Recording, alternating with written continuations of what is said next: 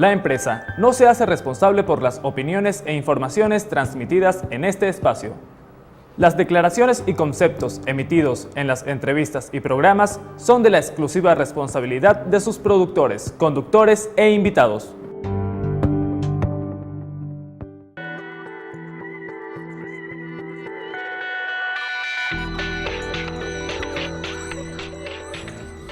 Siete de la mañana y ya está con nosotros nuestro invitado del día, José Toro Hardy. Le agradecemos por acompañarnos para revisar lo que tiene que ver con la economía y con el petróleo. Gracias por acompañarnos. Buen día. Para mí es un placer estar aquí con ustedes. Bien, bueno, iniciemos. Estábamos conversando previamente, uno suele hacerlo sin duda alguna antes de estar al aire, y conversábamos de la diferencia que hay entre la crisis que está padeciendo el país en este momento y lo que pudo haber ocurrido, por ejemplo, en el año 2002. Por favor. Bueno, por supuesto, ahora hay un contexto económico fundamental, mucho más grave que el que había en aquel entonces. En este momento Venezuela tiene la inflación más alta del mundo, más del 56% de inflación. Eso no pasa en ninguna otra parte. Tenemos un déficit fiscal inmanejable.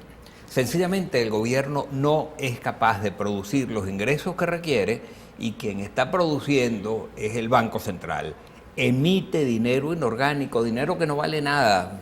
Vamos a explicarle a la gente que nos ve qué es dinero inorgánico. Ok, yo les voy a explicar cómo funcionaba PDVSA antes a la hora de producir dinero y qué pasa ahora, y ahí se notará claramente la diferencia. Yo fui miembro del directorio de PDVSA cuando por allá en los años 90 nosotros vendíamos un cargamento de petróleo. Los dólares que entraban en pago estábamos obligados a entregárselos al Banco Central de Venezuela. En ese momento el Banco Central de Venezuela imprimía bolívares nuevos y le pagaba a PDVSA en contrapartida por los dólares que PDVSA entregaba, bolívares. Con estos bolívares, PDVSA pagaba impuestos sobre la renta, regalía, dividendos y sus propios gastos. Esos bolívares se incorporaban así a la economía venezolana. ¿Pero por qué valían? Valían porque el Banco Central había conservado los dólares equivalentes en forma de reservas internacionales. Ahora bien, ¿qué pasaba con los bolívares nuevos de PDVSA? Bueno, al pagar el impuesto sobre la renta, la regalía y los dividendos, esos bolívares pasaban al Tesoro Nacional. Y entonces llegaba por otro lado el Congreso de la República y aprobaba un presupuesto nacional en base a los bolívares que estaban en el Tesoro. Y estaba obligado a que estuviese balanceada una cosa con la otra. Por eso se mantenía un sistema equilibrado monetario. Pero ¿qué es lo que ocurre ahora? PDVSA recibe los dólares, no entrega sino una parte que va al Tesoro, sobre la cual el gobierno, el Congreso hace un presupuesto nacional. Recuerden que siempre ellos dicen que si el barril vale 100, ellos entregan 50. Sobre esos 50 hace un presupuesto nacional. Los otros 50 PDVSA o bien los conserva o bien los entrega al fondo, ¿cómo se llama? Al Fonden. Al Fonden. Fonden gasta eso al margen de aprobación y control de nadie. O sea, la mitad del ingreso venezolano se gasta sin aprobación de nadie. Solamente la mitad sí tiene a discreción del presidente. A discreción del presidente. Ha entrado muchísimo dinero. Nunca Venezuela soñó con tener tanto dinero como el que ha tenido en estos momentos. Pero es que el problema no es de ingresos. El problema es de racionalidad en el gasto. Les entra mucho dinero, pero gastan muchísimo más de lo que les entra. Al extremo de que hoy en día PDVSA ya no contribuye a mantener la economía venezolana como antes. ¿Por qué?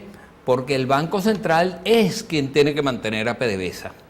El Banco Central está permanentemente emitiendo cantidades monumentales de bolívares sin el respaldo de nada para que PDVSA pueda seguir funcionando. O sea, PDVSA pasó a ser una empresa parásita de la sociedad venezolana en vez de ser la empresa que mantenía a la sociedad.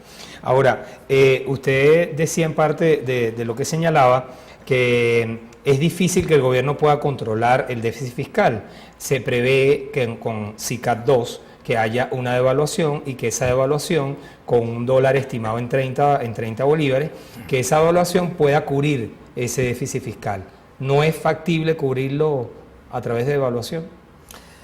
Las devaluaciones usualmente no deben tener carácter fiscalista.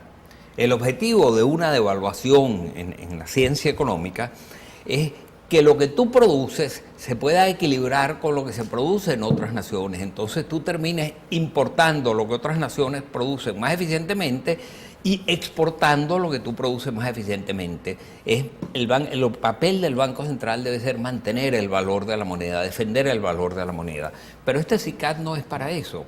Este SICAD es sencillamente para vender más caros los bolívares y que le entren más bolívares al gobierno. El problema es que para eso dijo el Ramírez, que es que iba a haber libre oferta, que no iba a haber bandas, que como no iban a haber bandas en función a los dólares que se ofrecieran y los bolívares que estuviesen intercambiándose, se iba a establecer un tipo de cambio que iba a flotar. Mi pregunta es, ¿y dónde están los dólares que allí se van a ofrecer?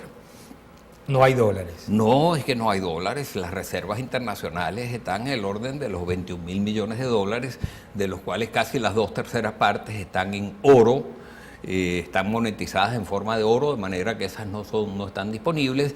Los dólares para poder entrar en ese SICAD no están. Ahora, ¿por qué no hay dólares? Bueno, porque se los gastaron irracionalmente a lo largo de los últimos 15 años. Para que un mercado compita razonablemente, tiene que haber alguien dispuesto a ofrecer dólares y alguien dispuesto a comprar dólares. Y más si va a flotar, si no hay bandas.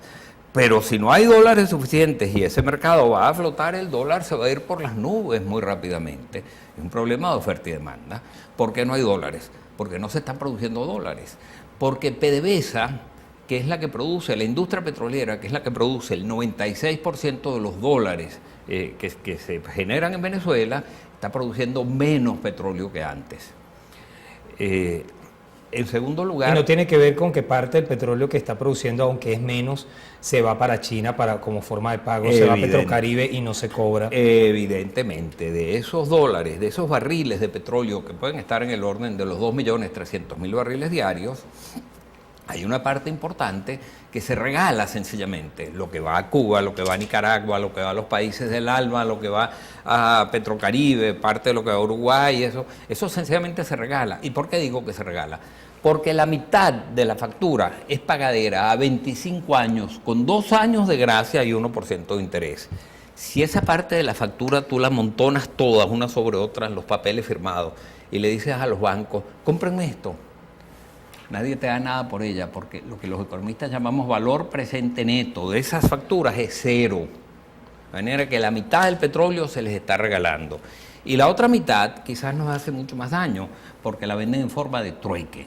Entonces vemos, por ejemplo, le entregamos petróleo y ellos por un lado nos dan unos papeles que no valen nada y por otro lado nos mandan carne, vaquillas, café, en el caso de Nicaragua, y eso tiene quebrado a los productores venezolanos de carne, vaquillas, de café, de todo esto. Ese trueque hecho por el gobierno bajo esas condiciones está logrando que no le entre un dólar a Venezuela por ninguna de esas negociaciones que está haciendo con esos países. Bien, tenemos que hacer una pausa, pero me gustaría dejarle la interrogante si no es posible que el gobierno, vamos a suponer el hipotético desarrollo de la crisis, que el gobierno tome las medidas que requiere tomar para resolverla.